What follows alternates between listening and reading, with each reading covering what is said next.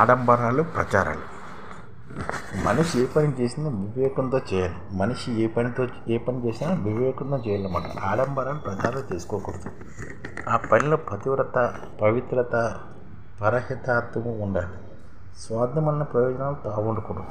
తన పని వల్ల అంతమంది ప్రయోజనం పొందుతారన్నది భావన ఉండాలి. కానీ ఆ పని ఎంత మేరకు ప్రచారం చేయగలిగామని దృష్టి ఉండకూడదు. ఈ పని నేను చేయగలను, ఇతరులు ఎవరు చేయలేరనే ఆలోచన కానీ, నేను ఈ పని చేస్తున్నాను ప్రచారం చేసుకోవడం కానీ చేయకూడదు. ఏ పనైనా నిస్వార్థంగా చేయడం ఎంత ముఖ్యమో నిరహంకారంగా చేయడం కూడా అంతే ముఖ్యం.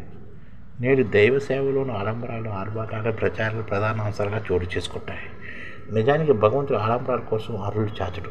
అతడు స్వచ్ఛమైన భక్తిని కోరుకుంటాడు. అందుకే రాముడిగా హనుమాన్ జటాయువు ఉడతల పట్ల మానవీయ ధర్మాన్ని ప్రదర్శించాడు. సుగ్రీవుడి పట్ల స్నేహధర్మం చూపించాడు. శబరి భక్తి మెచ్చి ఆమె ఆతిథ్యాన్ని స్వీకరించాడు రాముడు. కృష్ణుడిగా బాల్యమిత్రుని కుచేలను ఆదరించాడు.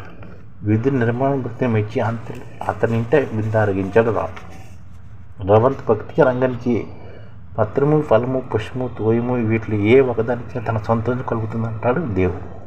అపారమైన విశ్వాసం, అనంతమైన ప్రేమతో తృప్తి పడతాడు భగవంతుడు. మరి మనిషి ఆడంబరం కోసం, ప్రచారం కోసం ఎందుకు ఆరులు చాచాలి? సద్గురుల రామకృష్ణ పరమహంస, రమణ మహర్షి వంటి వారు కూడా నిరాడంబరంగా నిర్మోహమైన జీవించారు. అటువంటి మహనీయులు జీవన విధానం అందరికీ అంచనీయం. గాంధీ మాత్రం దేశం కోసం సత్యాగ్రహాన్ని ఆయుధంగా చేసుకుని అహింస పద్ధతులను తెల్లలిపి తిరుగుబాటు చేస్తాడు. ఆయన ప్రయత్నంలో స్వార్థము, ఫలాపేక్ష ఎంత మాత్రం లేవు.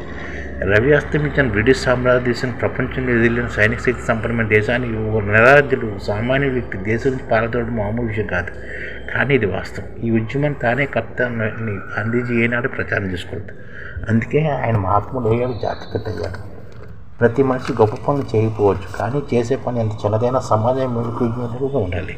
ప్రతి రంగంలో ప్రతి వ్యక్తి పేరు కోసం, గుర్తింపు కోసం తాపత్రయపడకుండా ఇతరులు చేతనంత మేరకు సేవలు అందిస్తే అది అంతకన్నా మహత్కారం ఏముంటుంది.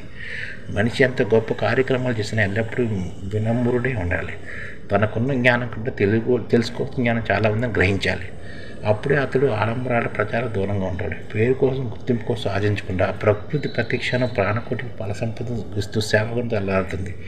ఆ విధంగా మనిషి కూడా పరోపకార గుణంతో జీవించాడు. అప్పుడే మనిషి జీవితం సార్థకం ఉంటుందన్నమాట.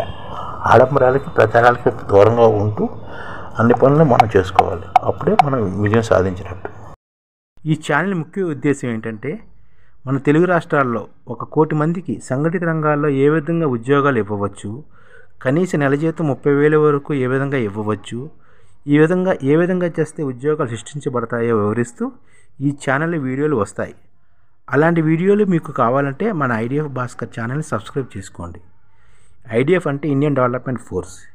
ఈ వీడియోలు చూసిన తర్వాత మీకు నచ్చితే లైక్ చేయండి, మీ ఫ్యామిలీ మెంబర్స్కి షేర్ చేయండి, మరియు మీ ఫ్రెండ్స్కి షేర్ చేయండి. Thank you. నమస్కారం.